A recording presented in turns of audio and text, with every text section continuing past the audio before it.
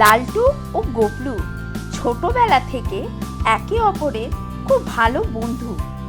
ওদের সব বন্ধুদের গার্লফ্রেন্ড ছিল, কিন্তু ওদের কোনো গার্লফ্রেন্ড ছিল না। তাই তারা মেয়ে পাগল হয়ে উঠেছিল। রাস্তাঘাটে যেখানেই মেয়ে দেখত সেখানেই মেয়েদের দিকে ফ্যাল ফ্যাল করে তাকিয়ে থাকত, কিন্তু কোনো মেয়েই তাদের পাত্তা দিত না। কে রে গবলু, যখন থেকে এসেছিস তখন থেকেই দেখছি ফোনে ব্যস্ত। আরে লালটু, কি আর বলবো, আমার নিউ গার্লফ্রেন্ড সোনালি, তার সাথেই চ্যাট করছি। শোন না, একটা সিনেমা দেখতে যাবি? হ্যাঁ রে, খুব ভালো হবে। লাস্টে কোনার দিকে সিট বুক করবি, অন্ধকারে আমরা একে অপরের হাত ধরে সিনেমা দেখবো আর মাঝে মাঝে একে অপরকে কিস করবো।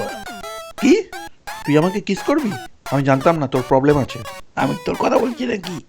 আমি তো আমার সোনালির কথা বলছি। তোর মাথায় এখন সোনালির ভূত চেপেছে। আমি চললাম।